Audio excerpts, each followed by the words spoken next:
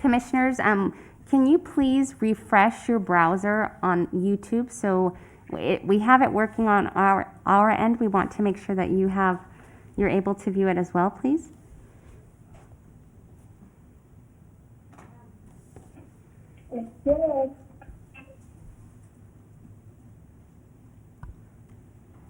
Okay, I hear one person. Is everyone else having? Yeah, that was Ty. I see the baby blue. Please join us. Yes, that's the screen that we're looking everyone to have. At the top, it shows the old one, but I'm good. underneath. Okay. It's showing up. Excellent. If you are not able to see the Please Join Us page for July 27th, please say so now.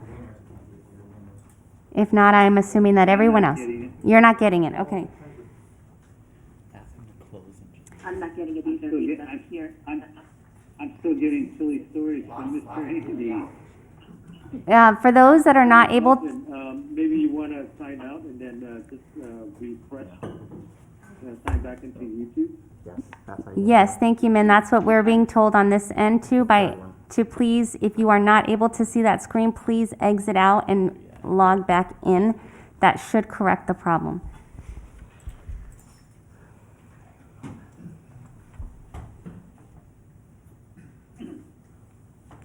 Okay. I've got live now, Planning Commission. Okay, great. And Lisa, how are you doing? Looks like it's coming up. Okay, perfect.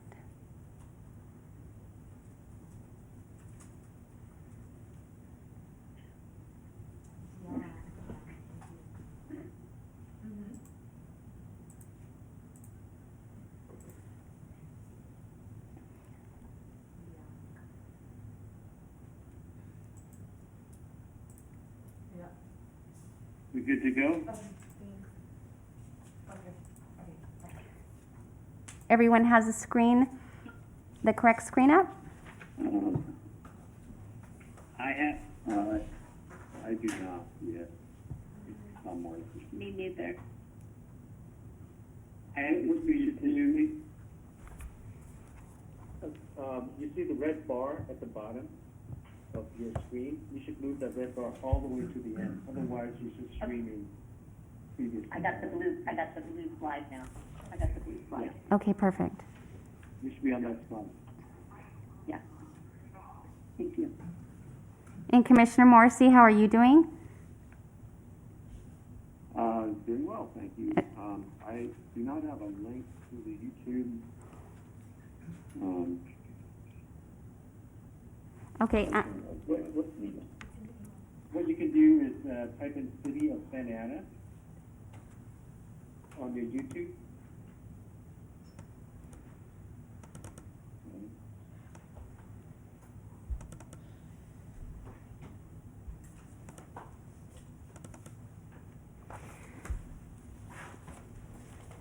And one of the first screen that pops up should say live meeting or a live link. If you click on that, that will direct you to the planning commission.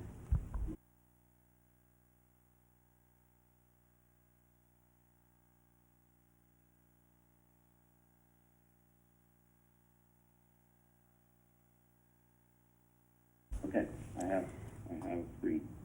great. Perfect. Okay, Chair McLaughlin, we do have quorum, and we are ready to begin when you are. Okay, Madam Secretary, would you please start the meeting?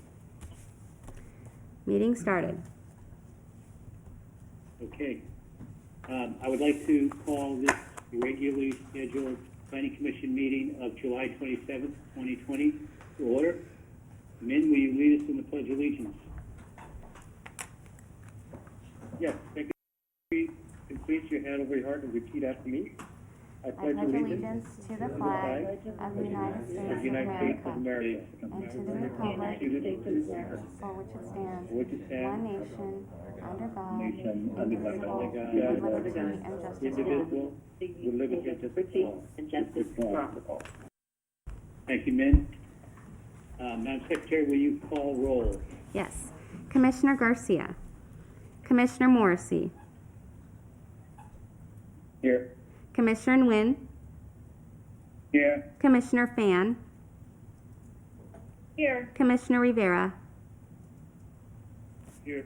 Vice Chair Contreras-Leo. Here. And Chair McLaughlin. Here. Chair, you have quorum. Thank you. I would now like to invite the Commission Secretary to describe the way the public can access this virtual meeting. Thank you. This meeting is being live streamed via YouTube at youtube.com/City of Santa Ana video/live and to our website www.santahana.org/cc/city-meetings. While the meeting is in progress, the public may provide a comment by phone. To comment by phone, please dial 1-669-900-9128. Enter meeting ID 315-965-149, followed by pound. When prompted for a participant ID, just enter pound. When the item you would like to comment on is being discussed, please dial *9. When the comment period is open, I will call on you by the last 3 numbers listed on the caller ID. When you are called on, please state your name, your position on the matter, and your comment. You will have 3 minutes. I will alert you when your time is up. Thank you, Chair. Thank you, Madam Secretary. We will now move to the consent calendar. I'd like to move to, first item would be a motion to approve the minutes from July 13th, 2020. Do I have a motion and a second? So moved. Also moved. This is Cynthia. Cynthia is second. Ken is the motion? Yeah. Okay. Madam Secretary, would you do a roll call? Yes. Commissioner Morrissey. Aye. Commissioner Nguyen. Aye. Commissioner Fan. Aye. Commissioner Rivera. Aye. Commissioner Garcia. Vice Chair Contreras-Leo. Aye. And Chair McLaughlin. Aye. Motion I'd like to go on to the second item. Thank you. Sorry. motion passes Go ahead. 6-0 with Commissioner Garcia absent. Okay. I'd now like to go on to excused absences, and I'd like to have a motion to excuse the absence of Commissioner Garcia this evening. Do I have a motion and a second? Also moved. This is Cynthia. Cynthia is the motion, and Ken is the second? Yes. Okay. Madam Secretary, can we do a roll call vote? Yes. Commissioner Morrissey. Aye. Commissioner Nguyen. Aye. Commissioner Fan. Aye. Commissioner Rivera. Aye. Vice Chair Contreras-Leo. Aye. And Chair McLaughlin. Aye. Motion passes 6-0 with Commissioner Garcia absent. Thank you, Madam Secretary. I would like to close the consent calendar at this point in time and move on to the business calendar. Public hearing. Public hearing protocol. I would like to see that we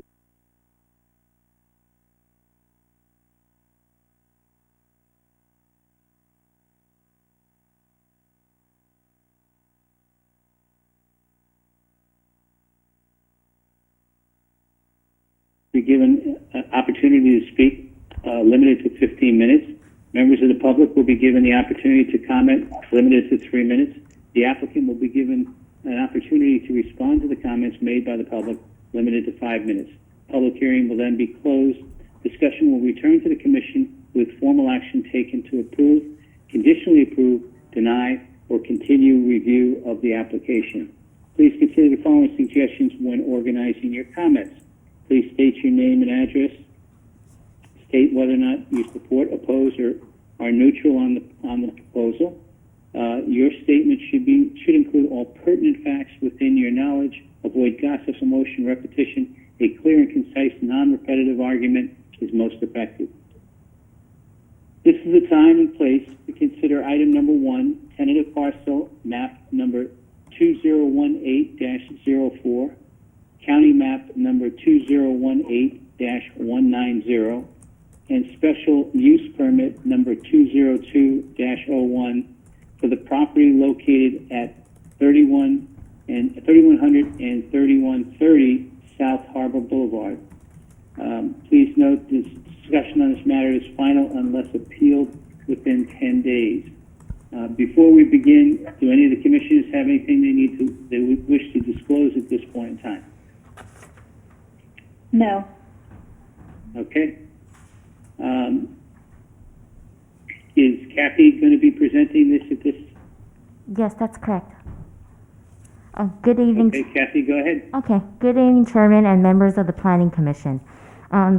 This item is a tentative parcel map at Elevate, and the project location is at 3100 and 3130 South Harbor Boulevard.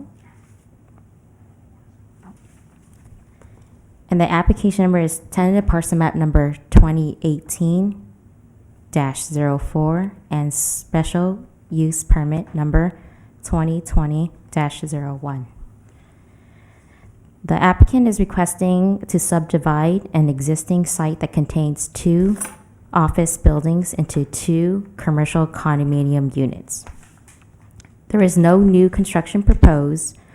The recent site improvements includes landscaping, facade updates, and signage.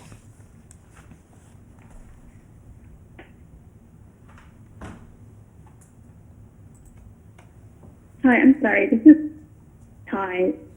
It's really hard to hear you, and there's some rustling in the background.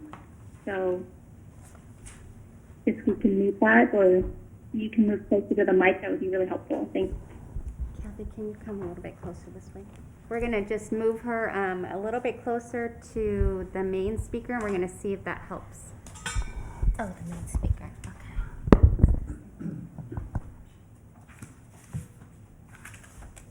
Just like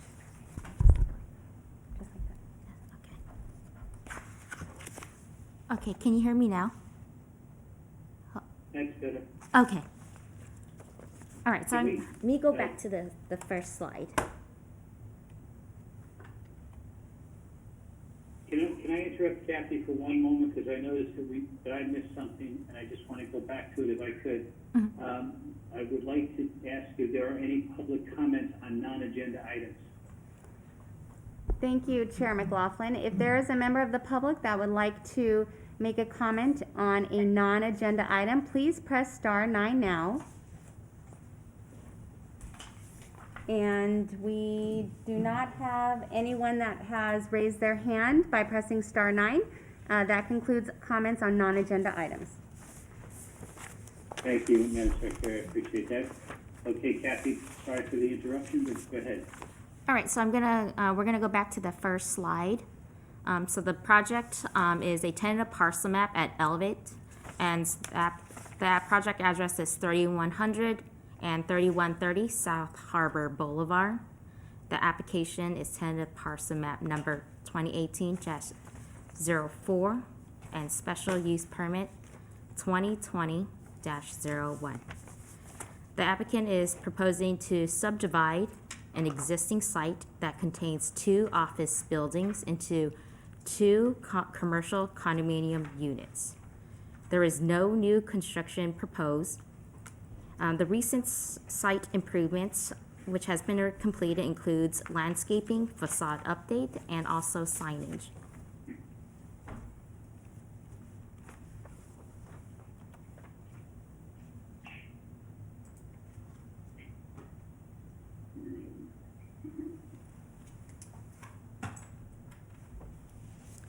Here we have the second slide, which you'll see a tentative parcel map that shows the 2 existing commercial buildings. And then also the site photos, with the landscape update and signage.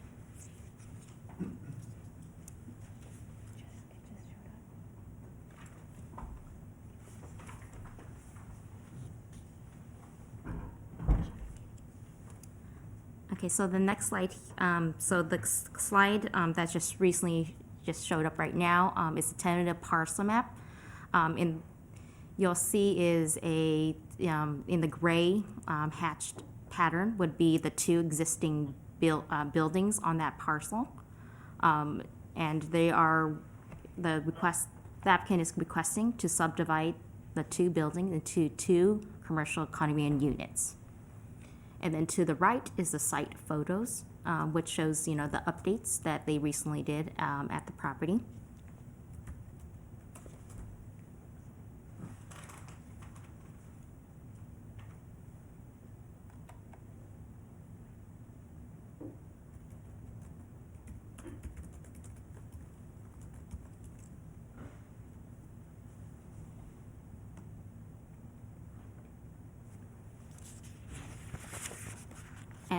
And here's the third slide.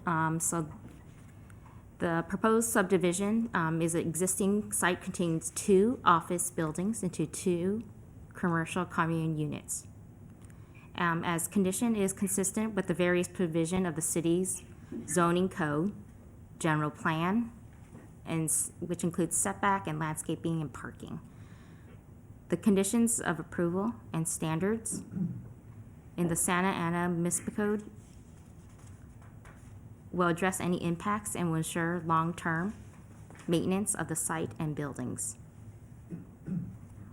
We received one comment, and staff, we received one comment for this project, and staff was able to clarify the request is for a non-residential subdivision.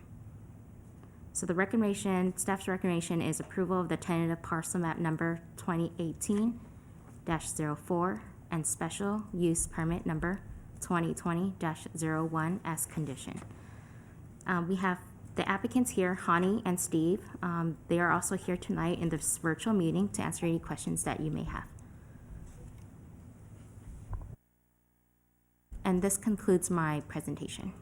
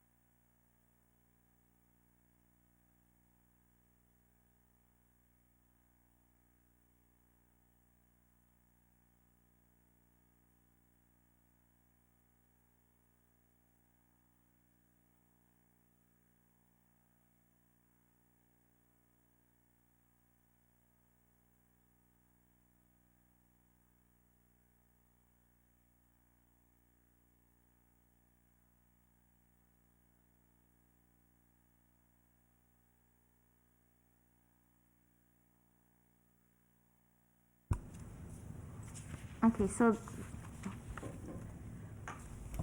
all right, so the first question is whether this project is a commercial condominium or residential. So the project is actually. That's correct. Okay, so the project is actually the proposal is the existing is a commercial building, and they are just converting it into commercial condominium units. So the use is still going to be the same, and it's not going to be converted to residential. And then, So it means they are going to sell those condominium units individually. Is that like you sell out individually? yes, that's correct. So meaning that when they subdivide into condominium, commercial condominium units, means that there can be two property owners that owned two property owners for that parcel, and meaning that each building can have a separate owner, and then the second building will have a separate owner. But they do have a common airspace. Thank you. That's yeah. Okay. Now I got it. Okay, and then this, Commissioner, and then you also had a second question in regards to the industrial zone. So the zoning district is M1, so the light industrial. So the existing use is actually legal non-conforming, and so they can still continue that use.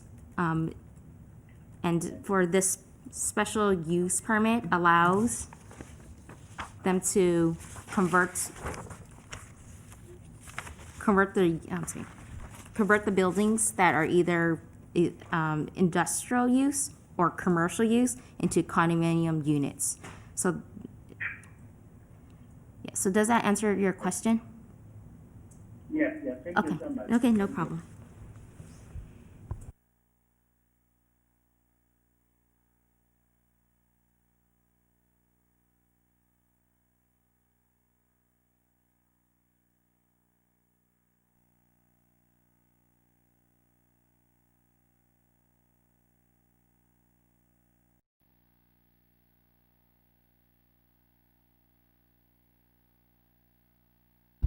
Yes, that is correct. Versus the revenue that would be created if they were kept as business.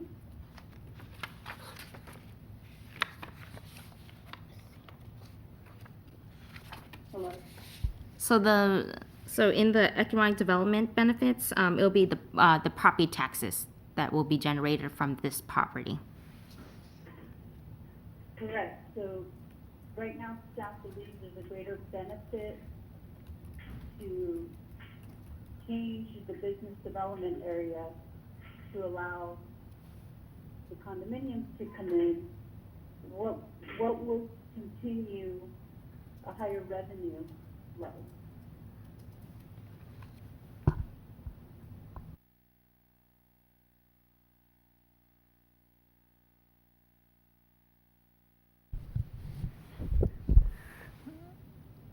Commissioner Fan, this is Ali speaking. Can you hear me?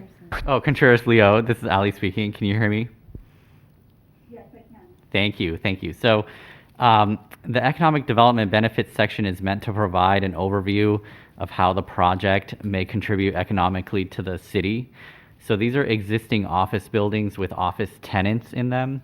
And the subdividing of the property into multiple ownership opportunities may lead to an enhancement of the property value, but the city will also continue to get business license revenues from the office tenants that continue to occupy the building. So that would be the other source of existing revenue that would remain the same with or without the subdivision. So the understanding that I'm getting from what you just said, Ali, is that by subdividing the building up into condos, the expectation is that the valuation of that condo and all of the condos in the building is going to be higher than the current valuation of the building as a standalone office building. That's correct. And just to clarify, it's only 2 condominium units, 1 per building. The individual offices within the building will not be condominiumized. It's just one condo per building. What is, So can I? go, Cynthia, yes, go ahead. So 2 condominium buildings, so how many condos within each building? So there is a total of 2 condominiums, so each building is a condominium unit. There's no condominium within a building. It's like, there's no individual condominiums within that building inside. So there's gonna be, so it's like 1 condominium per building. Because I saw that one of the first condo, or the first building is 3 stories, and the other condo is 5. Is that correct? That's correct. So one condominium has 3 stories, and then the second condominium unit has 5 stories. So one owner will own 1 building, and then there's going to be a second owner owning the second building.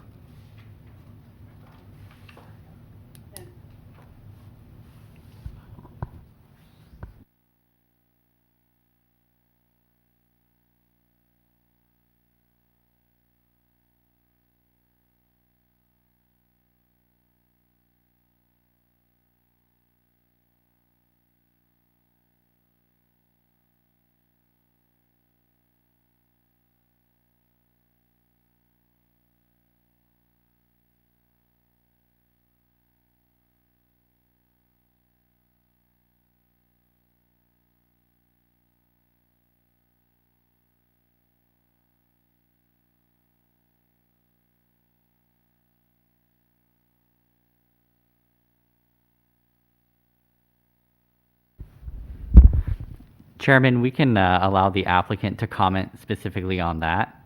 But this is a, so yeah, when we're done with the commission's questions, we can, I know the applicant's available and on the line. Yeah, I think people have more questions towards this project with the owner than with Kathy, so, okay, Mr. Chair, I'll just, yeah.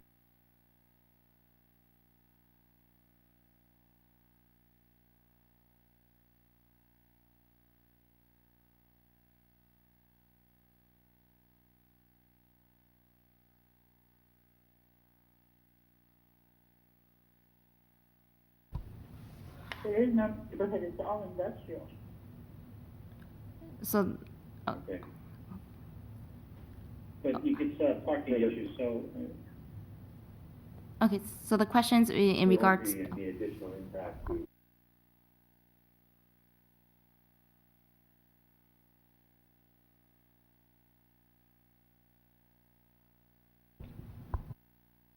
Parking issues that may necessitate people parking off street as opposed to on site. that is correct, so the parking is still going to remain the same.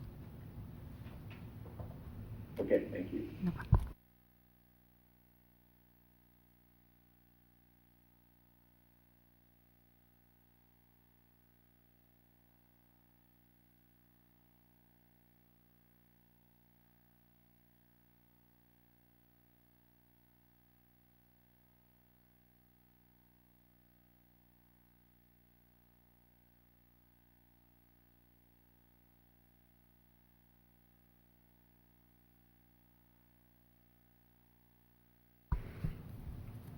Yes, we did receive one comment. It was in opposition. However, as Kathy indicated, she did make contact with that person, and there were no other comments received. okay. With that said, we will now open the public hearing. Would the applicant like to speak on this matter? Just one Hi, moment. this is Stephen Hilbridge, attorney.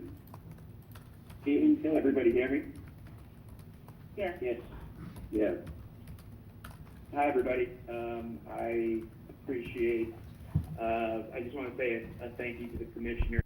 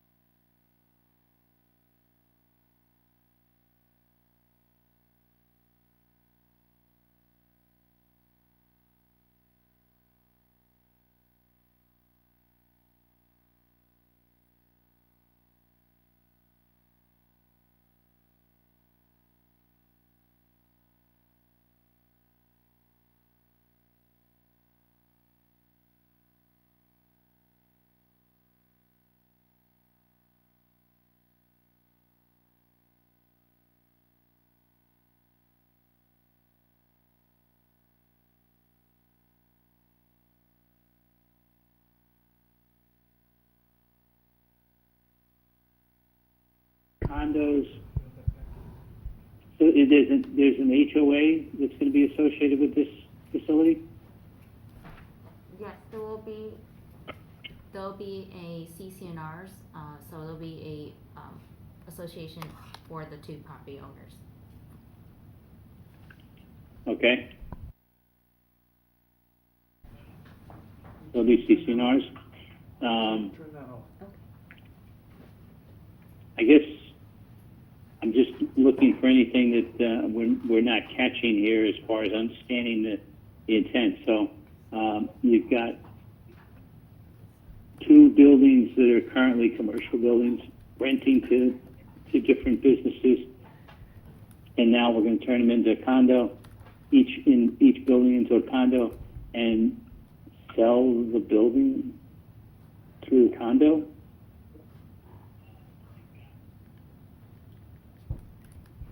And there's no subdivision. It's just one unit, one condo, one unit, one condo.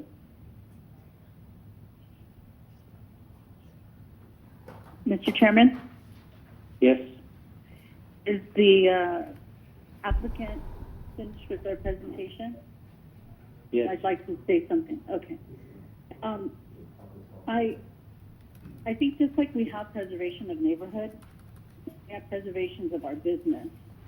And I feel like this is one of those projects which is different and outside the box project and may be good, but I don't feel this is the right place for it. It is truly an industrial area. It is not a neighborhood type environment. We have a lot of new development coming in terms of building housing not too far away soon off Segerstrom, Bristol, and so forth. So we don't know yet what's to come. So I just don't feel comfortable putting that there in the midst of an industrial park. It just doesn't seem like the right fit. Okay.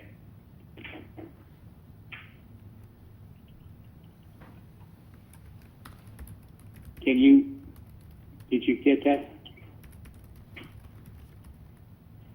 This is Commissioner Fan. Is the applicant still there? Hello? Yes, here. Stephen? Yeah. Can I just ask some clarifying questions? Sure.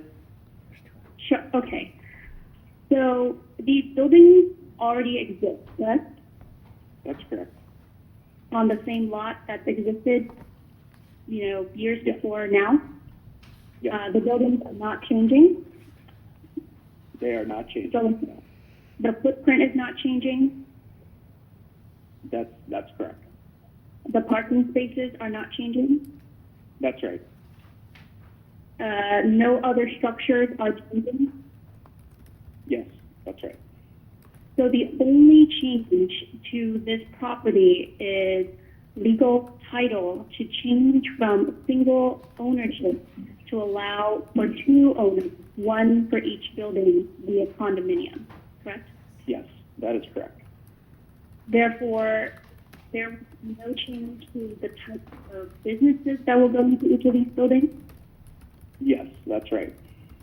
There's not going to be a change to how many businesses may max out the building? That's correct. So, in essence, the only thing that this project is asking for is to make it easier for businesses in the city of Santa Ana to rent out office space. Yes, that's right. So, this project will generate additional property taxes for the city of Santa Ana because it's going to be reevaluated with the change of property type.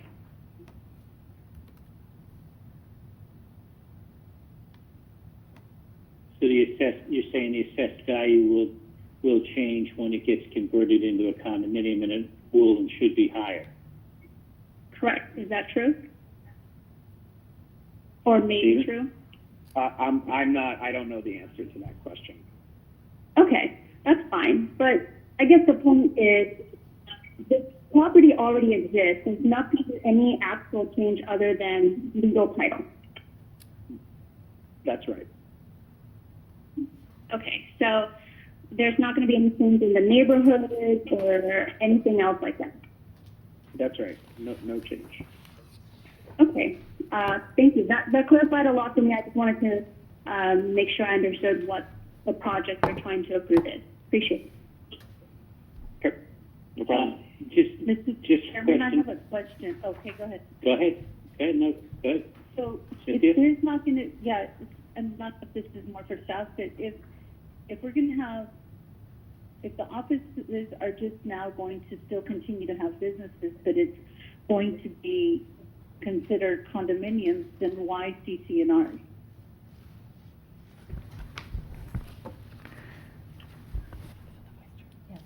If businesses are still going to be in the buildings, is that what I'm hearing? Vice Chair, this is Ali, and you are correct. The businesses will remain in the building. The point of the CC&Rs is it's a tool that ensures that the common areas between the two buildings don't fall into Right. disrepair or lack of maintenance. So when you have any sort of subdivision that has a common area, a CC&Rs is a tool that you use to ensure, for example, that the parking lot is regularly maintained, or the landscaping, if it dies, it's replaced quickly and efficiently, so that long term the property maintains its high level of quality for the city. That's the point. Even if there's just two owners, it's something that ensures that there's some responsibility to maintain the common areas that are outside of your footprint.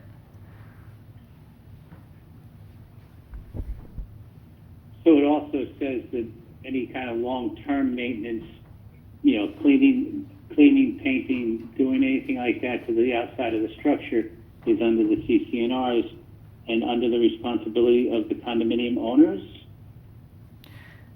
That's correct. Or the CC. Okay.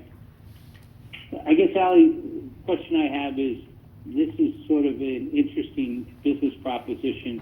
What other buildings can you cite in the city of Santa Ana that have a similar arrangement as this?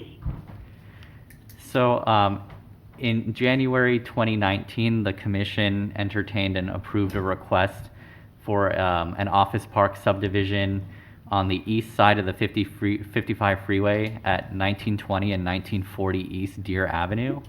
That was a request to split a multi-building office industrial park into two parcels and then to condominiumize each building into one unit, just like this request. So this type of request does have precedent with this commission. Okay, so, and if I remember, that was about 8 or 9 units, or it wasn't a lot of units, was it? You're correct, Chairman. It was two fee simple parcels, and then on each fee simple parcel, there were about 3 buildings each, and each one of those buildings became a single condominium unit, so that each building could be Right. sold separately. Right. Okay. All right. Does anyone else from the commission have a question of the of Stephen at this point in time, of the applicant? Okay, hearing none. Since the public hearing is open, Madam Secretary, do we have any people that would like to speak on this item? If you'd like to speak on this matter, please press star 9 now. We'll wait a few seconds to see if we have anyone that'd like to speak. Chair, no one has indicated that they would like to speak on this matter. Okay, since we have no one else that would like to speak on this item, we'll close the public hearing and we'll bring it back to the commissioners for final discussions or questions. Do any of the commissioners have any questions? I'm going to start with Commissioner Morrissey. Is there anything else you'd like to talk about on this item? No, I don't have any additional comments. Thank you. Commissioner Nguyen? No, I don't. Thank you. Commissioner Rivera? Just a quick comment. I think, thanks, Ty. I think you kind of cleared it up a little bit more as far as what the project is or what we're doing here. But I think the big takeaway is we're not talking about residential for condominiums. I think right away when I was thinking condominiums, I was automatically thinking residential, but this is remaining a business. It's just we're splitting up those two so there can be two owners for the building. So that makes a lot more sense. So thanks. But other than that, I don't have any questions right now. Okay. Commissioner Fan, No questions. Thank you. Vice Chair Contreras-Leo. I feel the same way as Felix, so thank you for bringing it up the way you did. I understand it better. Okay. I have one quick question of the applicant one more time, but about how old is this current is the facility? How old is the actual building itself? It was constructed in the early 80s, so roughly years old. So it's roughly 40 years old. Okay. All right. Would anyone like to make a motion on this item at this point in time? I'll move. It's aye. Okay, Ty, you make a move. Please state your motion. Okay, I move to adopt resolution of the Planning Commission approving tentative partial map for 2018-04 and special use permit number 2020-01 as conditions to subdivide an existing commercial development into two condominium units for the property located at 3100 and 3130 South Harper Boulevard. Thank you, Commissioner Fan. Do we have a second? Ken? Second. All right. So we have a motion and a second. Is there any further discussion that the commissioners want to have on this item? Chair, if I may, can we please clarify who seconded that motion? Ken Nguyen? Thank you. Ken Nguyen is the second to that motion. Okay. I'm sorry, Chair, Mr. Chair, I couldn't hear the motion very well. Was the motion to approve? No, yes, the motion was to approve based on the recommendation of staff. Okay, thank you. Okay, and we have a second. If there's no further discussion, Madam Secretary, will you do a roll call vote? Yes. Commissioner Morrissey. Aye. Commissioner Nguyen. Aye. Commissioner Rivera. Aye. Commissioner Fan. Aye. Vice Chair Contreras-Leo. Aye. And Chair McLaughlin. Aye. Motion passes 6-0 with Commissioner Garcia absent. Okay. Thank you very much, everybody. I appreciate that. We will now move on to the second part of this agenda, which is our work study calendar.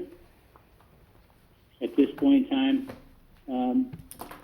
let's put this. Please note that there will be no motion or action taken on these items. The first item of the work study calendar is a review of the proposed billboard ordinance. Ali, you're going to be presenting with Jerry. That is correct, Chairman. Okay. Go ahead. Good evening, Chairman and Commissioners. This is a follow-up work study session to the June 22nd meeting we had on the proposed billboard ordinance. Moving on to slide number 10. At the last meeting, the Commission did ask for more of a background in terms of why the city was proposing these changes. Just to kind of give you a quick background, the city's off-premise commercial advertisement ordinance was first adopted in 1984 and then was amended in 1987. The city considered off-premise as a sign form of methods to pretty much just generate money for the city in 2014 and 2015. And at that time, the city did engage our vision consulting firm to assist the city in preparing service agreements as well as to provide input on potential locations as well as revenue sources. In 2017, the City Council did direct staff to analyze allowing digital billboards in order to generate revenue for the city. Based on the current ordinance, digital billboards were only allowed in certain areas and they were very limited. Following the direction from council, the city did hire a consulting firm to conduct research on the topic. Moving on to slide number 11.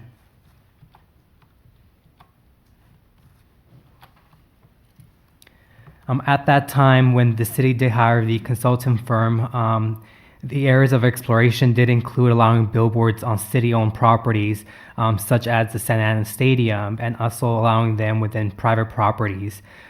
We also did analyze potentially allowing such billboards within downtown Santa Ana as a potential area.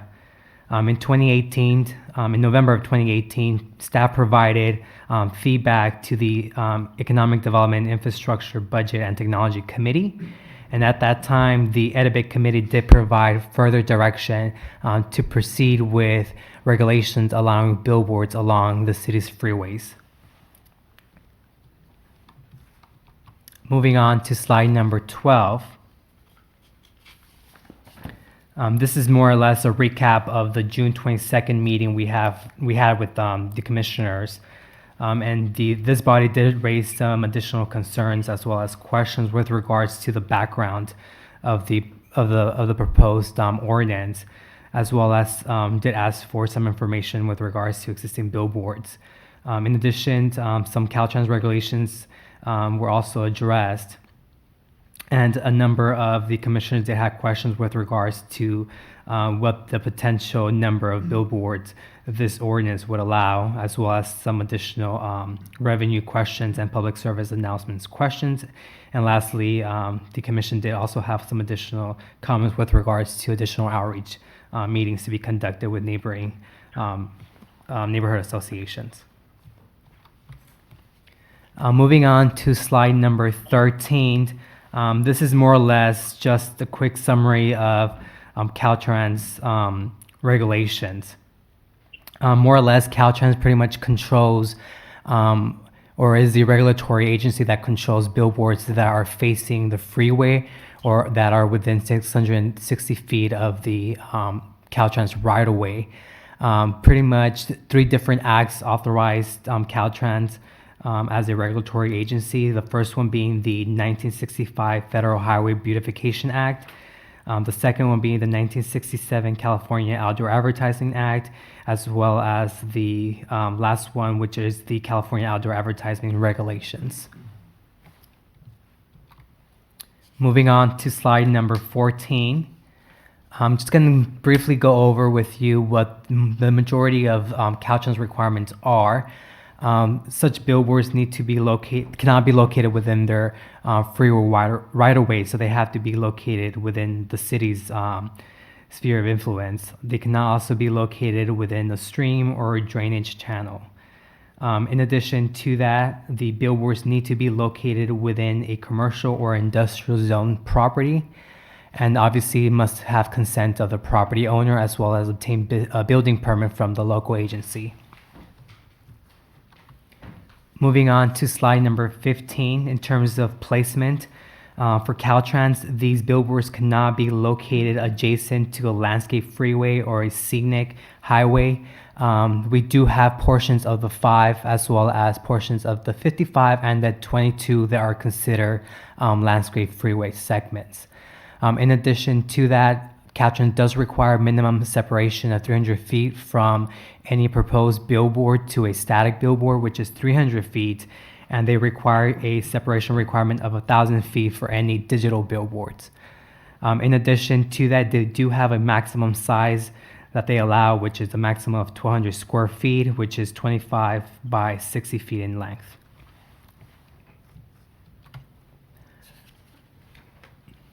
With that, moving on to slide number 16. In terms of the number of billboards currently located in the city, we do have up to about 200 sites, and these do include a range of large, medium to small billboards, as well as static versus digital, as well as single phase versus double phase. Moving on to slide number 17. One of the commissioners did ask for a map of the locations of such billboards. So slides number 16 and 18 pretty much depict that. We do have a total, as mentioned, about up to 200 billboard sites, and the majority of them are located along First Street as well as Avenue, or Main Street, correct? Sorry about that.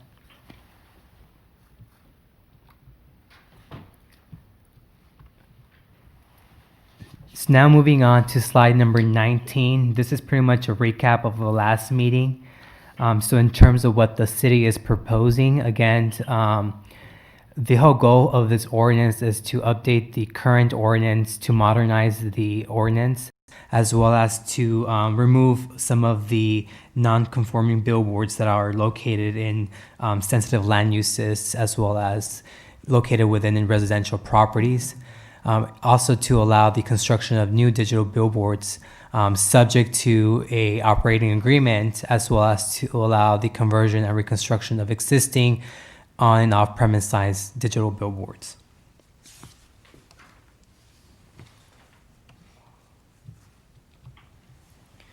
Moving on to slide number 20.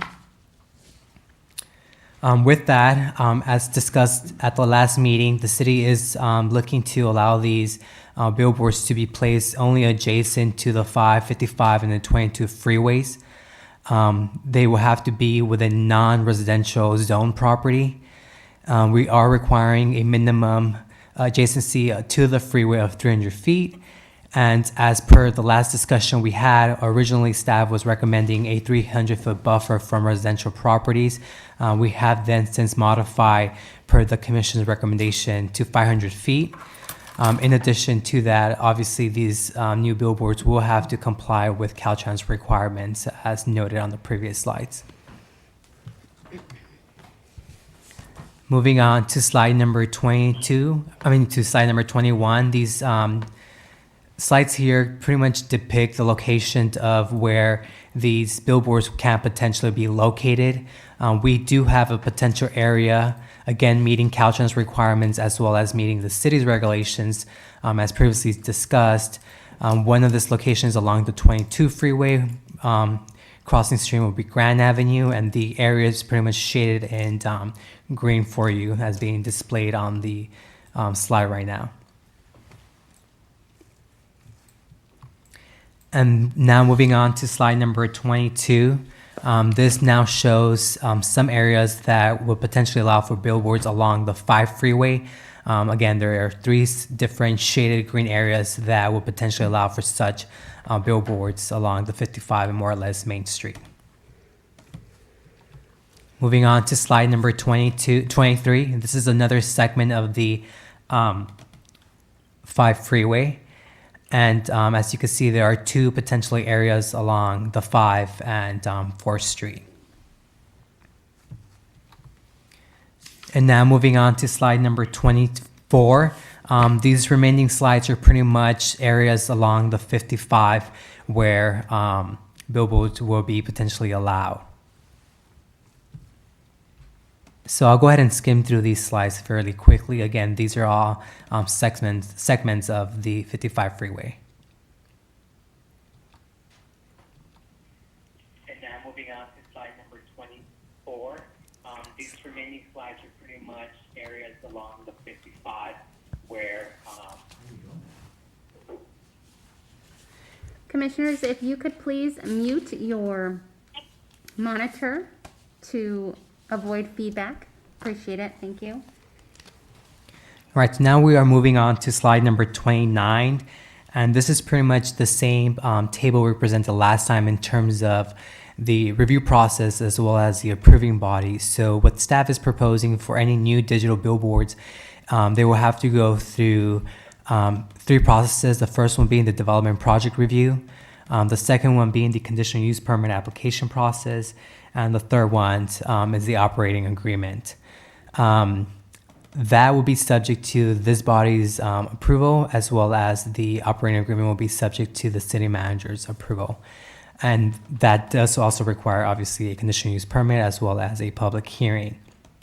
The second type of billboard type are the existing static ones that will be allowed to be converted into digital billboards. And those we are trying to streamline the process since they're already currently built. That would just require development project review applications as well as an operating agreement. So it will be subject to the city's executive director for planning and building agency as well as the city manager, but it would not be subject to approval of this body. The third category is for the conversion of existing on-premise signs. So these are currently monument signs or pylon signs that do not provide off-site advertisements. They only provide on-site advertisements for the business located on that particular property.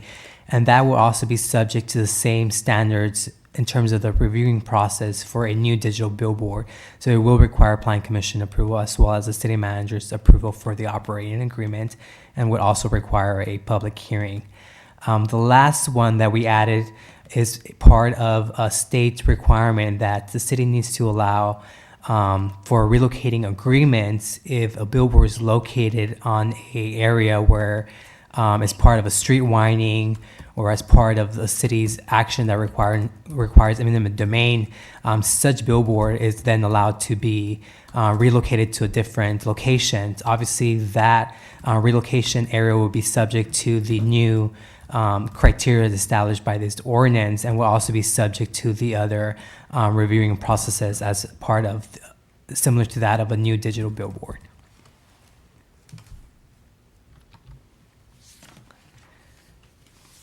So moving on to slide number 30, we briefly spoke about this last time with regards to the exchange ratios. So as mentioned, in order for you to be able to construct a new digital billboard here in Santa Ana, what's being proposed is that the applicant will then have to remove a number of existing non-conforming billboards. So for new digital billboards, we're setting that at a ratio of 8 times the area of the proposed billboard area.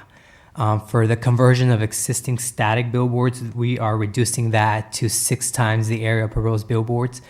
And then for the conversion of static billboards, we are looking at the 8 times the area of proposed billboards. And then the conversion of on-premise sign to digital, we are lowering that to 4 times the area of proposed billboards. And then lastly, the last category talks about the conversion of existing digital on-premise signs to digital, which will be subject to a ratio of 6 times the area of the proposed billboards. In addition to that, we are allowing some deviation or reduction to be met through a operating agreement, which will allow for a reduction of 1/3 of the number of required ratio.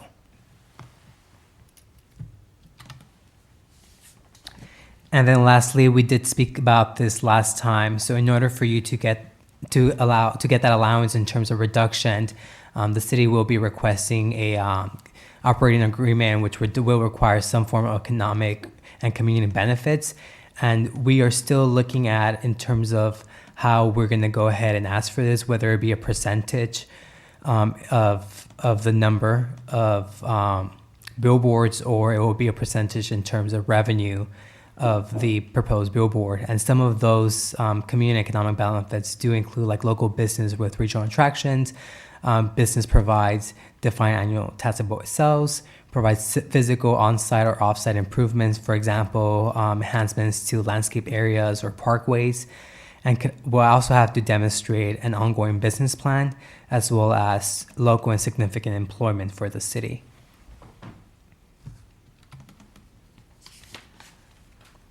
With that, we're moving on to slide number 32. As mentioned, as part of the operating agreement, we are going to be requiring a billboard removal plan and as well as a community benefit plan, as mentioned on those previous slides. New digital billboards. This is one of the questions in terms of how many billboards can this proposed billboard ordinance generate. And based on the analysis that staff did, you're looking at about 10 to 15 billboards along these freeways. In addition to that, the city does anticipate revenue sources from applications fees as well as through the operating agreement. And just to give you an example, nearby cities are pretty much negotiating 1.5 million for over a 30-year lifespan for such billboards. But again, we're still analyzing this, so hopefully by the next time we meet, we'll have a more concrete analysis for you.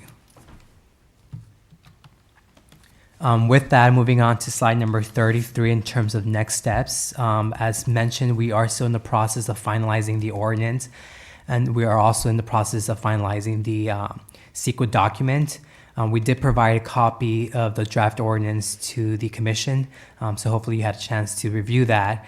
And then in the next couple of weeks, we do anticipate finalizing the negative declaration as well as finalizing the operating agreement to bring forward to this commission. As requested, we are planning on conducting additional outreach with the billboard industry and different stakeholders, as well as with adjacent neighborhood associations. The ordinance does require the recommendation of this body as well as the city council approval. With that, that concludes staff's presentation, and we're here to answer any of your questions. Thank you, Jerry. Do any of the commissioners have questions of Ally and Jerry at this time? Commissioner Morrissey? Yes, I do have a question. So I have a concern about the one of the conditions, the conversion of an existing non-electronic billboard to an electronic billboard. It said it does not require a public hearing. I think in the case of these billboards, particularly in the case of the LED billboards, you have a lot of light being emitted from the billboard, and I'm not sure if there's going to be a restriction on the amount of light or lumens they put out, but they can be quite impactful from long distance to neighborhoods. So, there's a two-part question there, I guess. I noticed there's a negative declaration being prepared. I was wondering if that was taken into account, and why there would be no public hearing for a conversion to a electronic billboard, given the fact that it's a different type of light source and the potential impact that has on the neighborhood during the nighttime. Commissioner Morrissey, so the rationale for that was basically to try to streamline the process, since these are currently already built structures and all they're doing is basically converting to LED or digital billboards.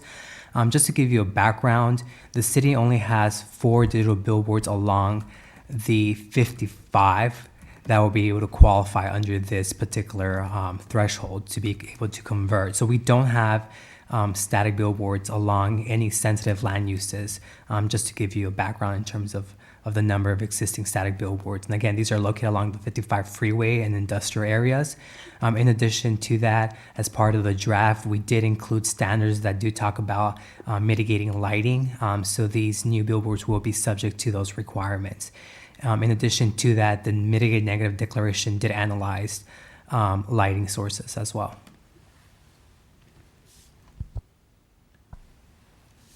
Commissioner Morrissey, are you satisfied with that response? Well, I guess I'd have to review the EIR, but I think these billboards can be, even though they're not posted or constructed in a sensitive area, that the light they produce can be seen for quite a distance.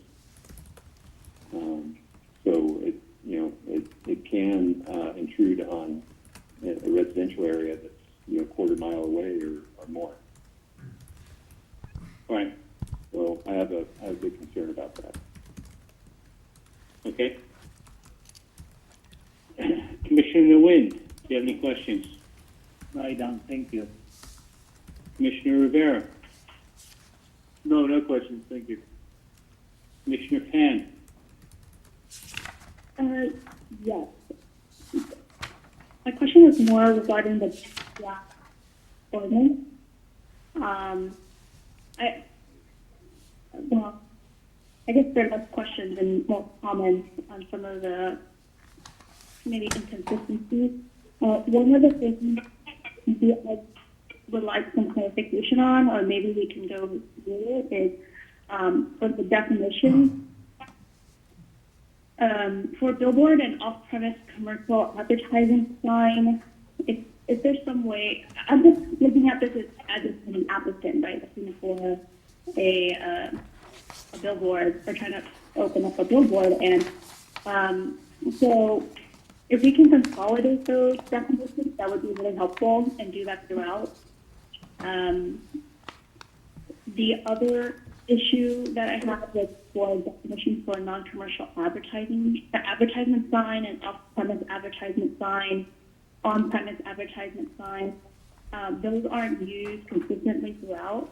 So as I'm reviewing some of it, it might say off-premise sign, or for example, in section 41-1113, it mentions on-premise sign. And we don't have a definition for on-premise sign. We have a definition for on-premise advertisement sign. So those kinds of cleanups throughout would be very helpful. Yeah, just that kind of stuff. Otherwise, no questions as of now. I think y'all addressed a lot of the concerns with me at the last study session, so I really appreciate that.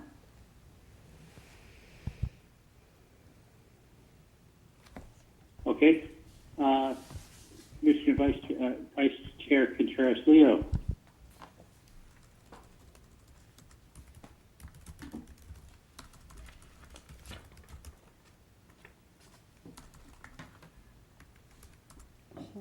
Cynthia? Do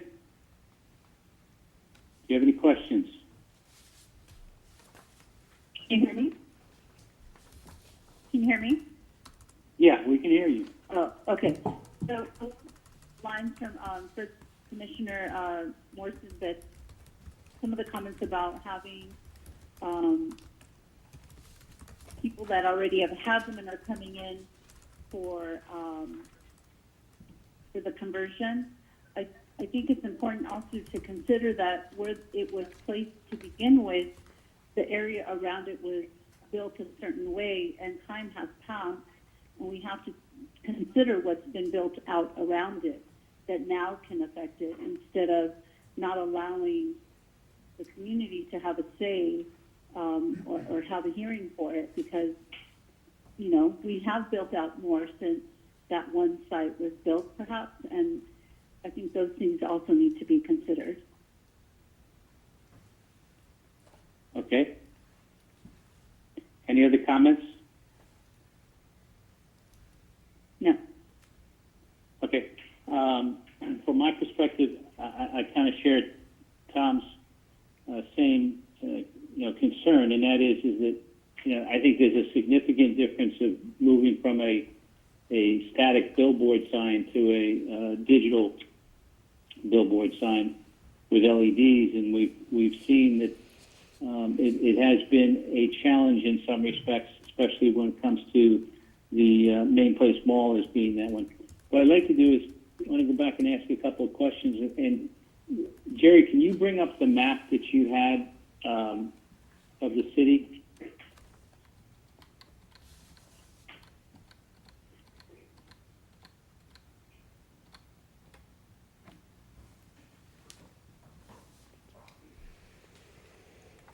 Jerry? Chairman, it's lagging a bit, but you should see in a couple of seconds. And I'm assuming you want us to display the location of existing billboards, correct?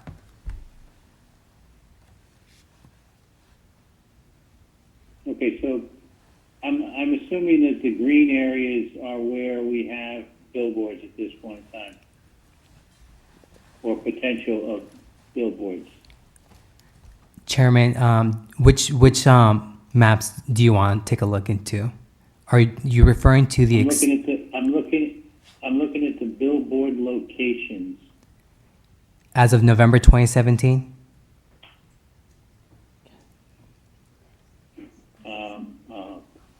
Yeah, well, I just lost it on my screen.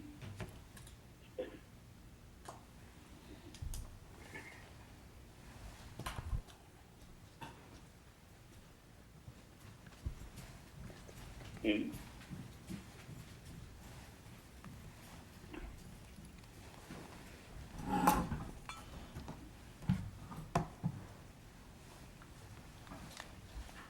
looking at the map that had the, I guess it was the dots where there were billboard signs.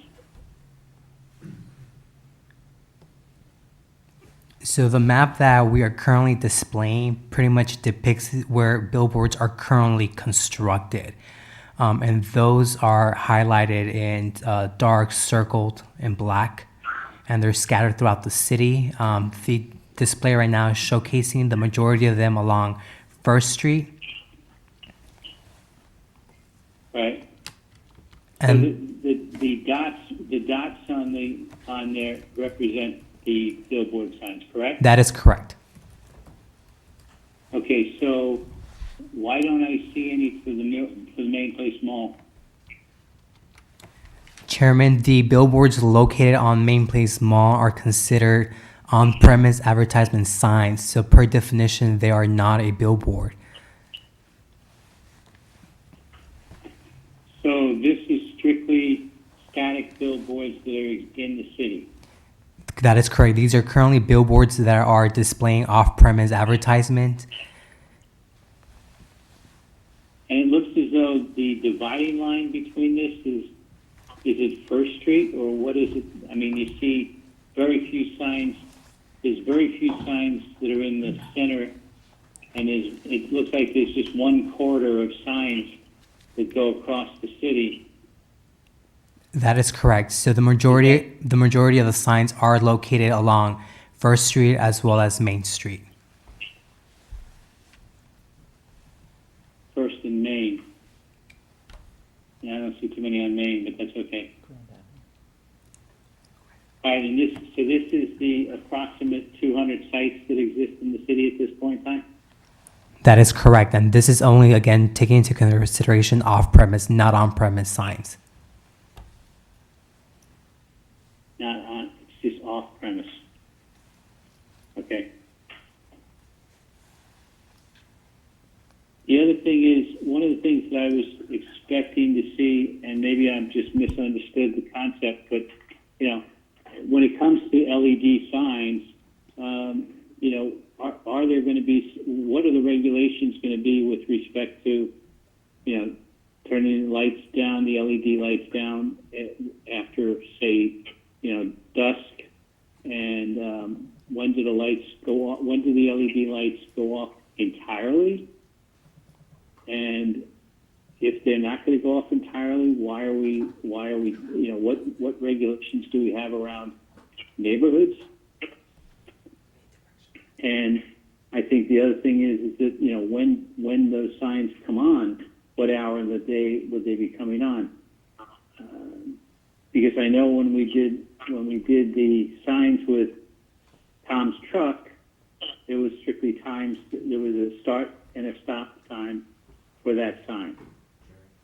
But I don't believe we have the same situation for the Main Place Mall. I believe the Main Place Mall is 24 hours a day. Chairman, thank you. This is Ali speaking. The draft ordinance that was shared with you before this meeting does not contain any provisions on hours of operation or any specifics on requiring dimming or a cessation of advertising during a certain time period. If there is direction from the commission on that topic, then that can be included in the ordinance that will be brought to you for consideration at a future date. But without it, then it would be subject to conditions of approval that would be done on a case-by-case basis, depending on the context of each billboard. Which doesn't, I mean, frankly, I don't think that makes sense. I mean, I hear what you said, but I don't think it makes sense that it gets treated on a case-by-case basis. I mean, I think that for the sake of the resident, the homeowner, the person that's close by the signage, there ought to be some aspects of control that we have. It's not just let's have a negotiation with the vendor that wants to put a sign up. Doesn't make sense. And you know, I think that there's subtleties that are also in there as to, you know, if there's signage on the property, and can it do advertising for other businesses? Can it do advertising? Is it going to do community advertising? And how much of that is going to be dedicated, or how much of that's going to be required? I mean, I think there has to be some kind of standard that we deal with, and then as long as we have a standard, then people can come in and say, okay, now I understand what the standards are. I'd like to have a variance for this, and at that point in time, it becomes a discussion of the commissioners to say whether or not they're willing to allow a variance. But I just not having anything to compare to from a standard point of view. I mean, it just that to me is a free for all. I don't know what my other commissioners' feelings are on that, but that's my feeling. I think it's a free for all if we just leave it a blank sheet of paper. Anyone want to comment? Go ahead. Yes, I agree with you, Mark, and I also am concerned about the blight that it'll bring. I mean, you know, over time, these things they're not attractive. And to a certain point, they're nuisances in the community and the neighborhood, and the effects. I mean, as much as we want to say it's not going to, it is. And those are real concerns. Okay. Anybody Yeah, else have any comments? Yeah, I would concur with you. Yes, thank you. That we do need to establish standards, and if that makes sense. If the vendor wants to deviate, then applies for variance, and then we have a public hearing, and everybody has a chance to weigh in on it. But yeah, I don't. I'd have to see the EIR, but it just doesn't make sense that we're putting forth a negative deck on something like this. Yeah. And my other comment, and it's been this, I've said this many times before, and that is that, you know, we tend to, when we notify people and we talk to people with respect to the circumference of the area that these digital billboard signs are going to impact, you know, we have a standard that says notify people within 500 feet, but the reality of it is that some of these lights can be seen for half a mile. And you know, how do we control that situation? Because as I said, I can sit out on my back deck and I can see the signs right there in Main Place Mall. I can't imagine how much brighter they are when you get to Memory Lane or other parts of Morrison Park, because the lights being just across the highway from them. So, and I just think that those signs at some point in time should be shut down. 10 o'clock at night, they should shut down. Or maybe some other night, but maybe some other hour. But I feel that there ought to be some way in which there's some relief for the people, that they're not constantly having this beacon coming into their backyard. Thank you, Chairman. And as the commissioners are sharing their comments, Jerry and I are furiously taking notes. So even though we're not in the same room, just rest assured we're writing these comments down. The other item I saw and I was curious about was that there's 1,000-foot separation between digital signs. That is correct, Chairman. That is what staff is proposing.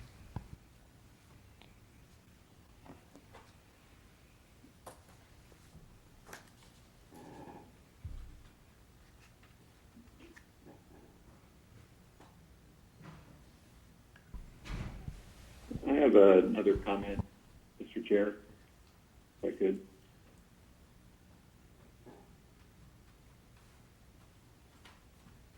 Hello? Can you hear me? Yeah. Go ahead, Tom. Okay. Did I understand correctly that if a applicant, so I'm unclear, how many operators are there for these signs? Is it one or two operators, or are they all individual operators? I'm not sure how the signs are billboards maintained and owned? Commissioner, normally they're maintained by one operator. So just a background, the majority of the current billboards that we have are primarily owned by 5 billboard operating companies. What was that, Jerry? I didn't catch that last statement. The majority of the billboards that we currently have are operated or owned or maintained by 5 billboard companies. But let me just ask this to Tom's question. Tom's Trucks owns and operates the sign that they have outside on their premise, right? That is correct. That is considered a on-premise advertisement sign. Right, and the auto mall is also, the auto mall is controlled by the auto mall itself. That is correct. That is correct. Okay, and Main Place Mall is a third-party provider that manages that. Main Place doesn't manage it.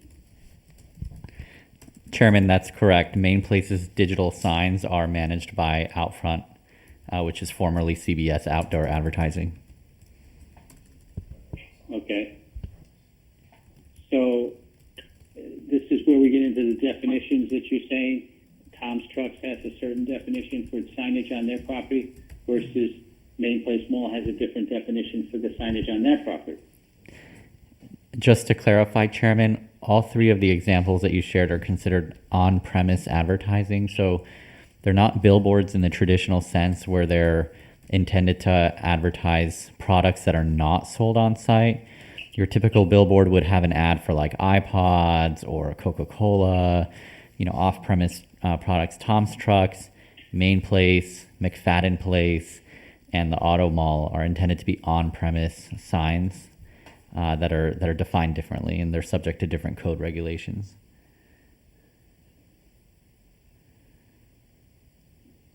So all 4 of those would be under the same regulations. Correct. Those are more or less subject to a different code section. It's section 41885 of the Santa Ana Municipal Code for on-premise product advertising. And those require an application called a regional planned sign program, which do require planning commission action.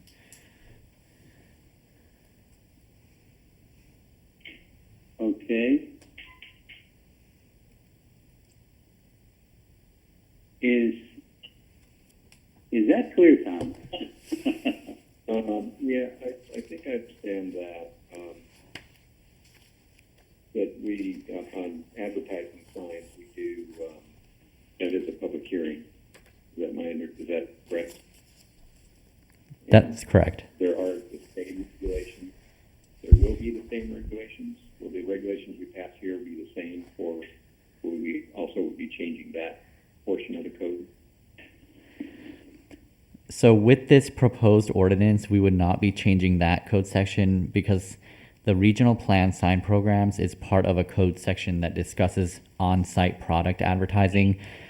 Everything ranging from if I'm a bank and I want to put up a wall sign, all the way up to these on-premise digital signs that advertise on-site products.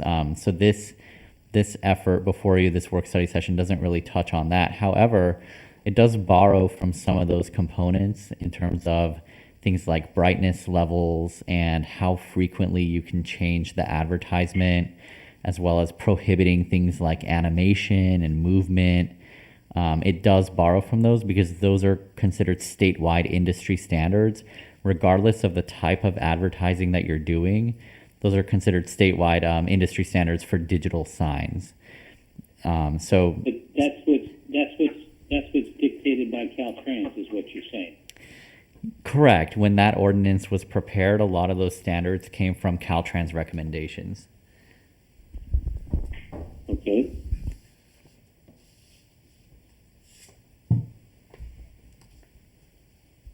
Okay, and my follow-up on that, thought I saw an exhibit that you had showed if you're putting up one sign, there's a removal requirement. Is there an exhibit to that effect? Or did I misunderstand it? We are bringing up slide 30 in a moment. It should be available on your screen. And I'm sorry, Commissioner, can you please repeat your question? Well, I was wondering, I didn't quite understand, if somebody's putting up a sign, how, if I understood the exhibit correctly, and everybody's an individual owner, how could another sign be removed, or 4 signs be removed for every one individual? Didn't quite understand. Sure. So when you have these billboards scattered throughout a city, even though they exist on someone's private property, the structure is often owned by the billboard company, and they are leasing the site on which the billboard is placed, like a small sliver of the site, through a lease agreement, actually very similarly to a lot of cell phone towers that are built on private property.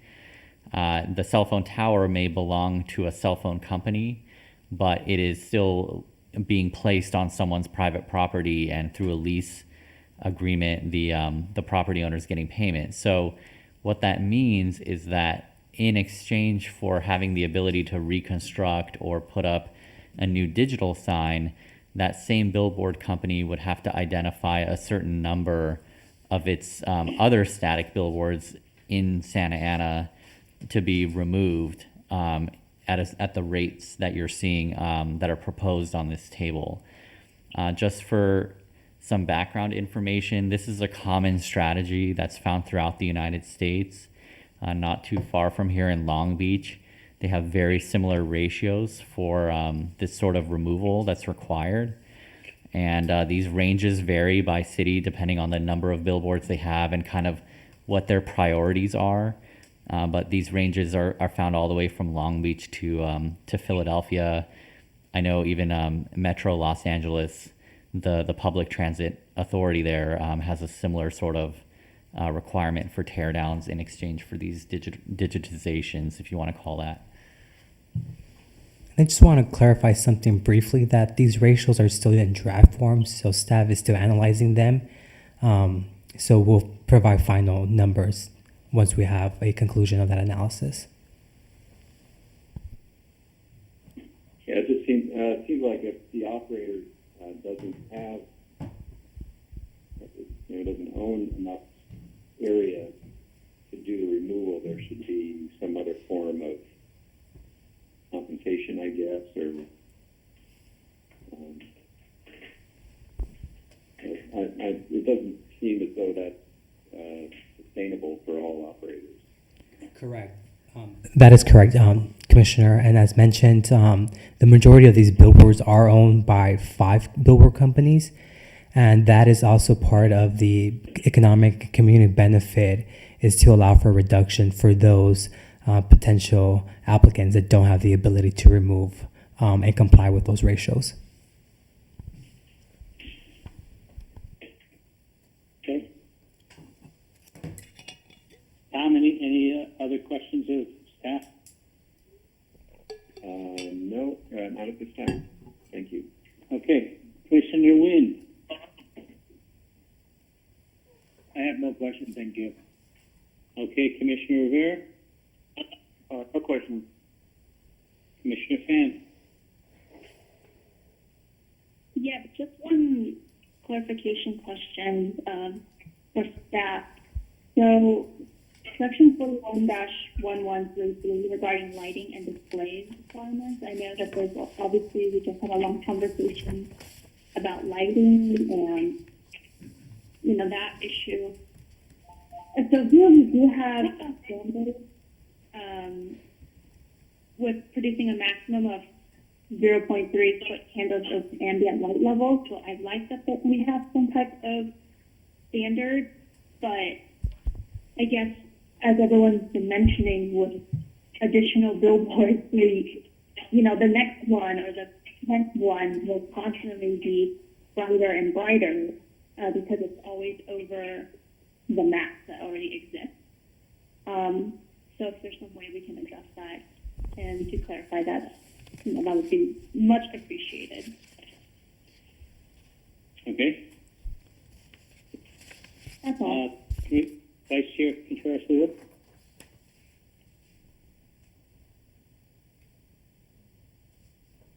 No, thank you. Okay.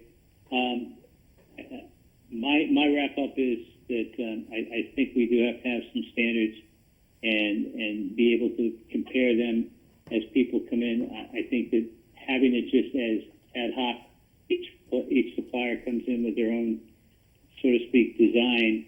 I mean, when we were designing and looking at the sizing and the appearance of the Tom's Trucks signage, there's a lot of work that was put into that discussion to say, here's how high we want it to be, here's how it is, here's the hours and everything else.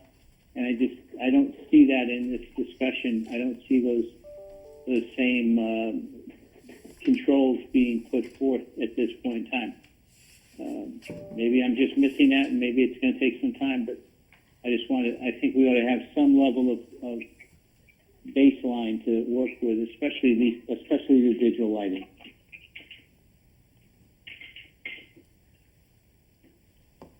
Okay, anything else? Mr. Chairman, I do concur. I think we should have some sort of standards to set for the size. Otherwise, by not implemented, it would be total out of control because everybody would do whatever they want and now different approval. We should have some kind of standard. Okay. All right, Ally, is that acceptable there? Thank you, Chairman and Commissioners. All of these comments and feedback have been very helpful. As stated earlier, we've been taking notes and aim to reflect these comments and answers to these questions in the future ordinance.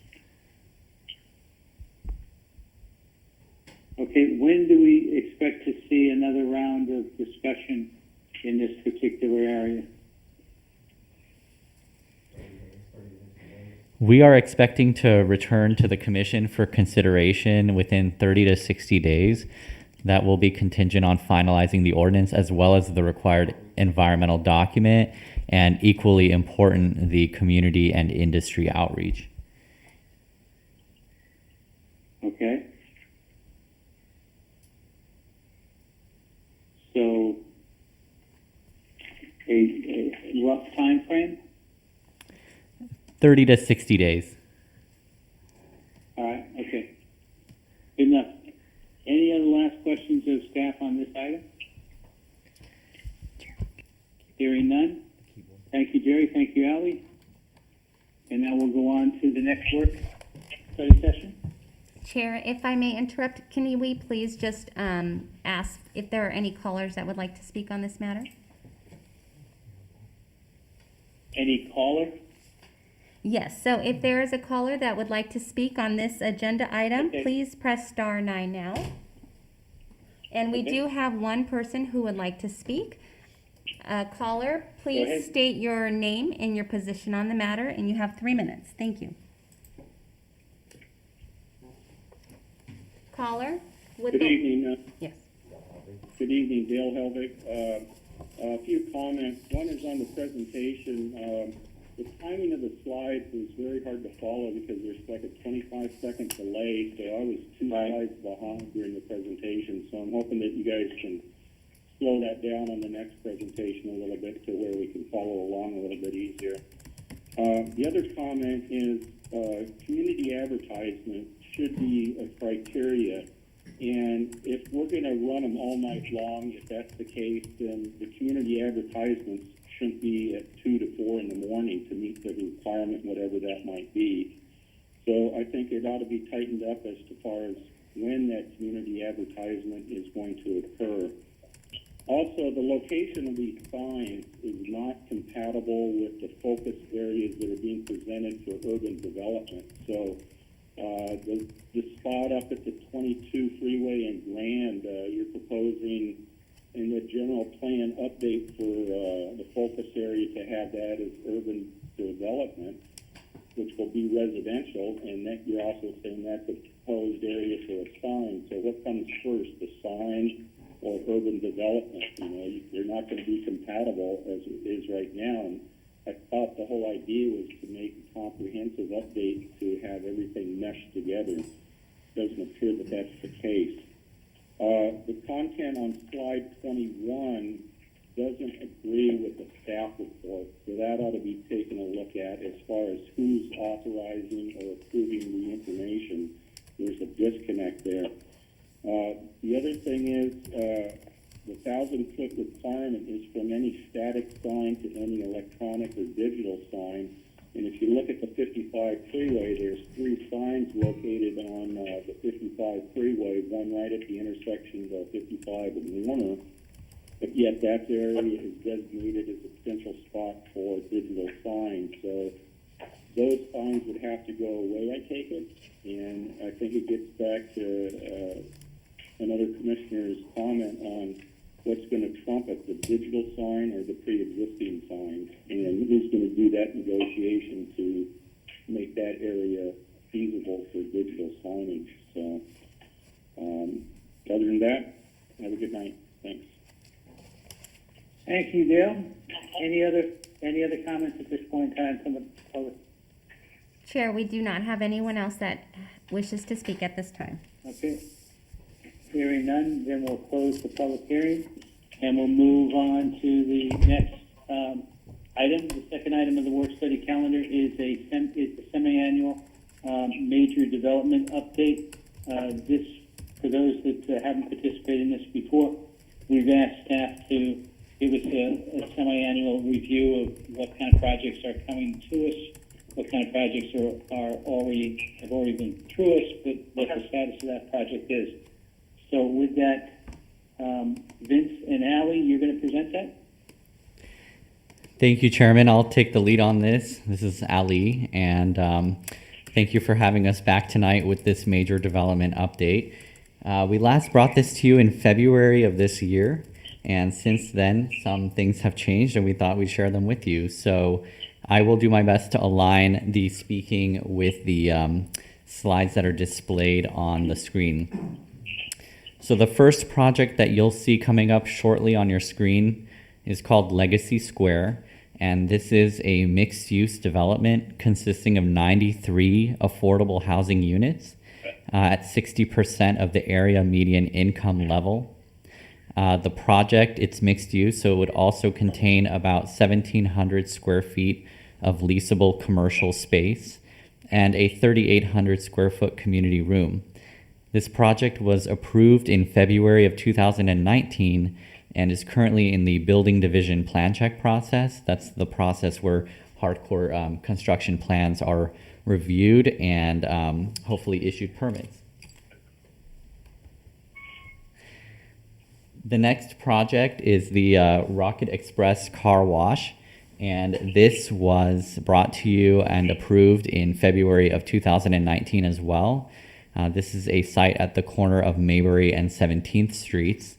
Its current status is that the site has been cleared, demolition permits were pulled, and the project is currently in the building division plan check process as well, with an estimated completion of spring 2021. The next project that'll arise shortly is Hatfan Residential at 3025 West Edinger.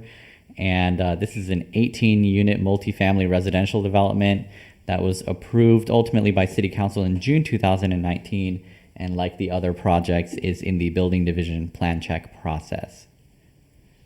And in a few moments, the slide will appear before you. The next project is called Legacy Sunflower. This is a 226 unit multifamily development in a 5-story building wrapped around parking at the corner of Sunflower and Flower, 651 West Sunflower. This was approved again by City Council in June of 2019, and like its other projects, is now in the building division plan check process.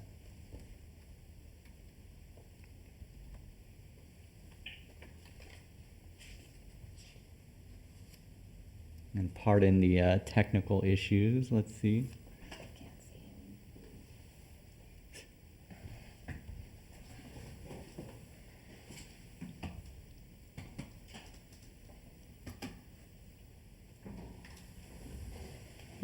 All right, so the next project is the main place transformation, and in a few moments you're going to see a minor technical glitch on your screens, but the main place transformation slide will appear, and the project was approved. This new specific plan was approved by the Planning Commission in May of 2019, subsequently by City Council later that summer. It is an entitled specific plan area, and currently we have several of the specific implementing projects under review. There's been a new parking structure that was recently approved and in plan check. There's a residential project there that's in plan check, as well as the submittal to reconstruct the former Nordstrom building with a variety of food and entertainment uses. The next slide before you will be the In-N-Out Burger reconstruction at Civic Center in Bristol. This is a complete demolition of the In-N-Out that was there in order to expand the site, parking, and the size of the drive-through lane. This was approved by the Planning Commission in May 2019. Permits have been issued, the site's been demolished, and has an anticipated completion date of spring 2021. The next project is the Russell Fisher Car Wash at 301 and 325 North Tustin Avenue. This project proposes remodeling a gas station and constructing a new car wash. Was approved by City Council in October of 2019 and is currently facing CEQA litigation. The next slide that will appear for you is the Archangel Michael Coptic Orthodox Church. This proposes a new 10,000 square foot community service building and additional church seating with mezzanine areas. The project was continued by the Planning Commission in September 2019, and its current status is that the applicant is working with a new entitlement team to bring the project back for the Planning Commission's consideration on a future agenda item. The next project that will appear for you is the First American Mixed-Use Development. This is a new mixed-use development consisting of up to 220 units and 12,000 square feet of commercial space. This project was approved by the Planning Commission in October 2019. It is entitled and in plan check. Also, one of the more exciting components of the project was that there was a peel back done back in March, wherein certain facade additions that were done in the 70s were peeled back and revealed the intact historic structure of the old Orange County Title building that was built in 1931 to be underneath. So now the applicant is working on a project submittal that includes preservation of the older portion of the building. The next project that will appear for you is the Addington at 2525 North Main Street. This was a 256 unit up to 4-story apartment development on a former office site that basically was repealed by ordinance and currently in litigation. The following slide for you will show the Vista Heritage Charter School Code Amendment. This is to allow an expansion of an existing school from 400 to 870 students. Was approved by City Council in January 2020 and is also in the Building Division plan check process. The next slide that will appear for you are the duo of the AMG projects, Villa Court and First Point. And these two projects are at 2222 and 2114 East First Street respectively. Would construct 970 affordable rental units for families and seniors, as well as 10,000 square feet of leasable commercial space. These were approved by the Commission in September 2017 and June 2018, and both projects are currently under construction, with the Villa Court Senior project a couple of months ahead of the First Point Family project. The next slide that will appear before you is the Elon project by Wormers Properties adjacent to the Santa Ana Zoo. This would construct 603 market rate rental apartments and 20,000 square feet of commercial space. It was approved by this commission in July 2018 and is currently in the Building Division plan check process.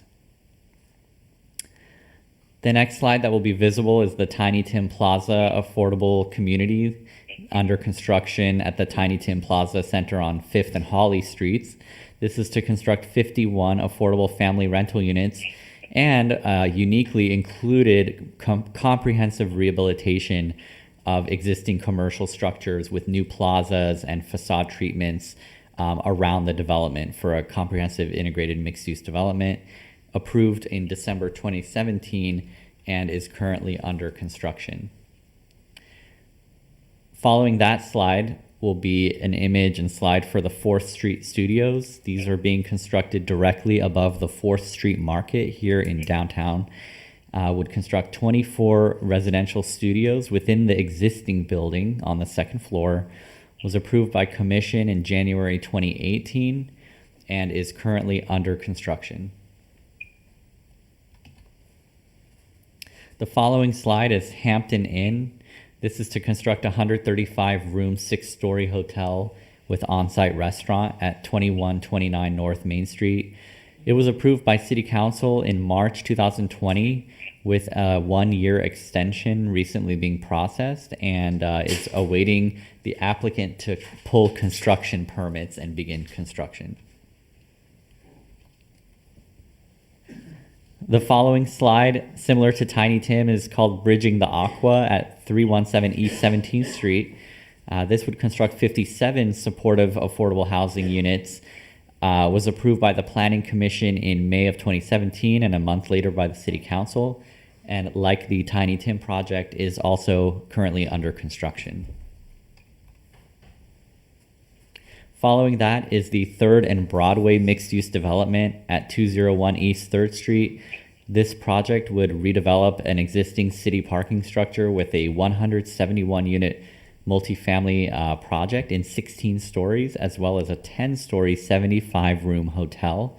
This project has not yet come before you, but will so soon, and requires Planning Commission and City Council approval. It is currently in the staff level development project review cycle. Similar to that in status is another hotel that's under consideration, Tapestry Hotel by Hilton at the Brook Hollow Office Park area near Hotel Circle. This would construct a 139-room, 6-story hotel closer to the airport, containing 2,000 square feet of restaurant space. This would also require commission and council review, and like some other projects, is currently in the development project review phase. Also similarly in status is the 4th and Mortimer mixed-use development here in downtown. This would redevelop the Northgate Market site at 4th and Mortimer Streets, 2 city blocks, with 169 residential units and about 11,000 square feet of leasable commercial space. Like its other projects, it's in the development project review phase and would require commission and council approval. Hopping back over to a recently completed project, the Charlie, which at the time of entitlements was called the Line, will appear shortly on your for visibility, was to construct 228 market rate rental residential units and about 4,000 square feet of leasable commercial space. This would be directly adjacent to the OC streetcar line, present terminus at Westminster and Harbor Boulevards. It was approved by the Planning Commission in January 2016 and was recently completed. One Broadway Plaza is the next project that will appear for you. This is a mixed-use development consisting of 200,000 square feet of office use and 415 apartment units. Was recently approved through an addendum in and a zone change in April of 2020, and it is pending submittal into the building division plan check process. And with that wraps up our semi-annual development update, and I'd be happy to provide further details if the commission has any questions. Commissioner Morrissey, do you have any questions? No questions. Looks like a lot of exciting things happening in the city. Great to see. Commissioner Nguyen? I have no question, thank you. Commissioner Rivera? No, no question. Okay, Commissioner Fan? No questions here. Thank you so much. Vice Chair Contreras-Leo. No, thank you. Okay. I've just got a few quick ones, Ally. AMG Villa Court, is that the affordable housing that's over by First Street? That's correct, Chairman. Villa Court is the one that's closest to the 55 and the First Street overcrossing. And wasn't that at one point in time under a different group? It has always been entitled by AMG, but Jamboree Housing partnered with them on several components. So Jamboree is still partnered with that. I'll have to double check what their current role is, but as of the last status, I knew they were involved in the project's entitlement and getting through approvals. Okay. And Elon project, as I mentioned to Vince the other day, I went by there today and they started, it looks like they're scraping the land at this point in time and clearing the land. So that's a situation that's positive because that's been sitting idle for probably about a year at this point in time with regards to. So when do we expect to start breaking ground on that? If the developer can pull permits later this summer and early fall, then they could begin, actual excavation for the underground parking in one of the buildings and also start framing the core of the other building with the parking structure probably this fall. Okay. But I understand there's a few challenges that are on the table right now. It is a very complex project, but there's a meeting scheduled to review some of their plan check concerns in the near future. Okay. All right. Well, if there's no other questions of the commissioners at this point in time, I appreciate the update. That was a little more comprehensive than we did the last time, which was good. And I hope it was helpful for everybody on the commission at this point in time.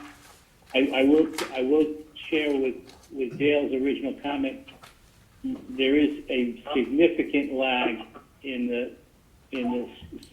the screens coming up with each page and what you're talking about.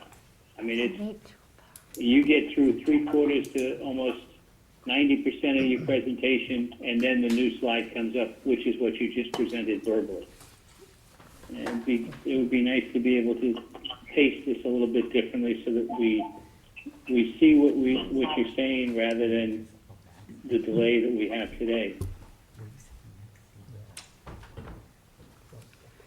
Noted, Chair. Thanks a lot, Ally. Thanks, Vince. And Chair, if I may, we do have a caller who would like to speak on this item. That's fine. Okay, We'll caller open up with comments. caller with the last three numbers of 477. Please state your name and your comment.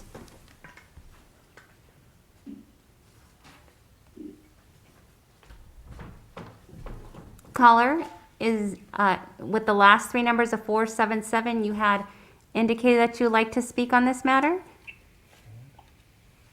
This is Dale Helvig. I think you got me from the last call. I'm okay. Okay, thank you. Chair, there are no other callers. Thank you, Madam Secretary. With that, we'll close the second part of the work study, and we'll go to comments by the staff at this point in time. Thank you, Mr. Chair, and thank you for all the input that you provided and the commission provided tonight. We'll certainly be bringing back a lot more information in the future. As we spoke at the last meeting, there was a desire to discuss public noticing requirements.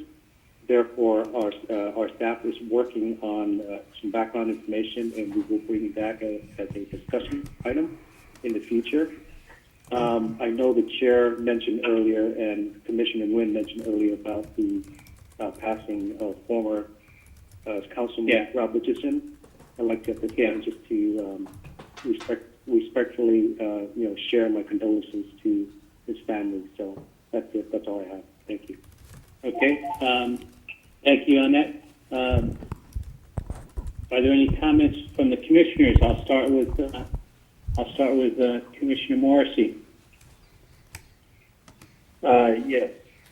Just briefly, I'd like to thank staff for coming back with the clear studying the concerns we had about noticing. And I'm also like to say I'm always very impressed with the breadth of knowledge and on the planning issues and the responses you're able to give us during the meeting. So it's very helpful. So thank you very much for all the efforts put forth in doing the presentation. And also, like to, if I may, to close this meeting in honor of Mr. Richardson. We're going to do that. Okay, thank you.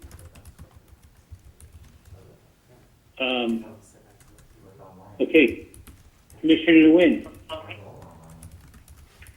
I would like to closing this meeting with an honor of Mr. Rob Richardson.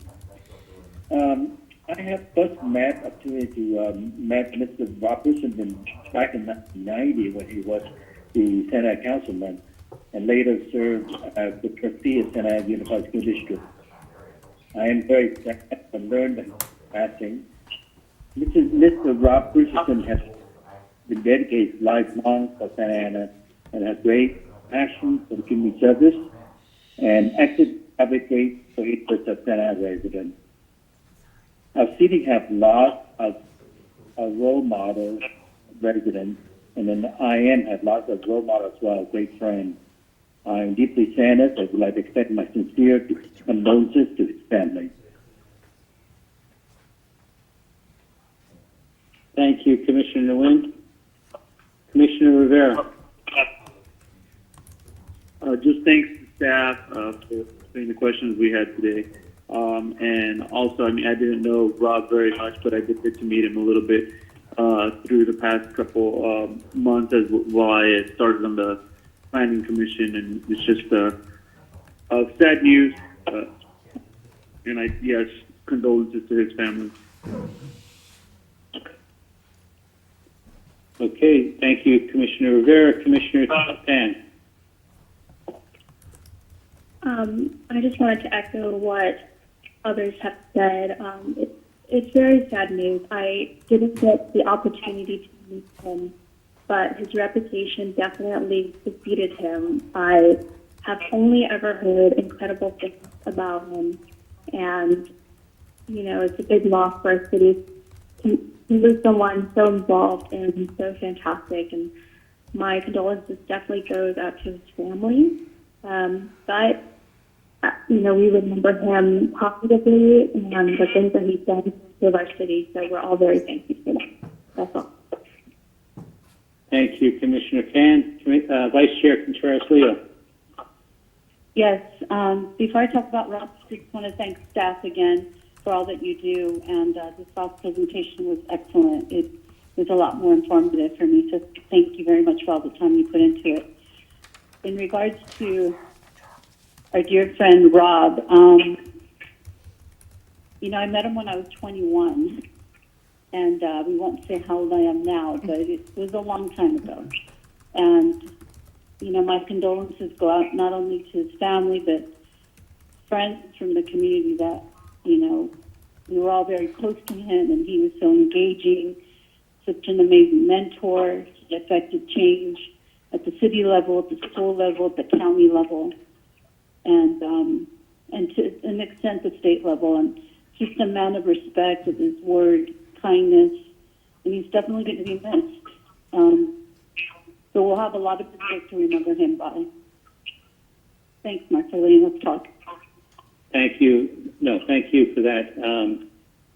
And I'll just say that you know, we've been, a few of us have been really in touch with Rob on a regular basis.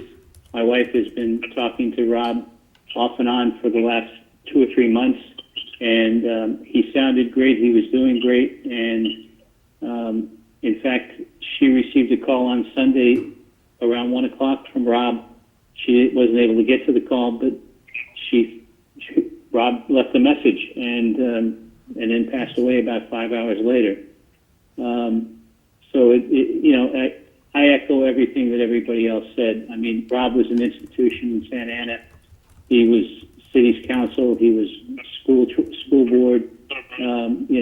He's a historian. He's helped people out from the history of the city. He's a train aficionado. I mean, his love for trains was just unbelievable. He's written books on trains. He sits and watches trains. It was one of his fascinating pastimes.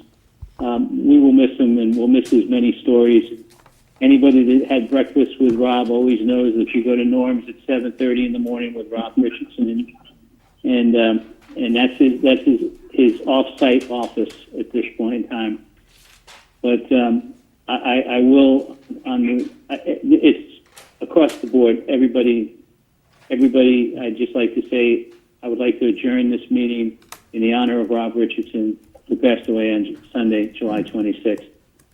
With that, I just want to remind everybody that we have a special meeting that will be held on Monday, August 3rd at 5:30. It's to review the zoning ordinance amendment pertaining to the housing opportunity ordinance. Again, we're adjourned, and be safe. And thank you, Rob Richardson, for all you've done for Santa Ana. Thank you, Mark. Thank you. Thank you. Good night. Good night. Good night.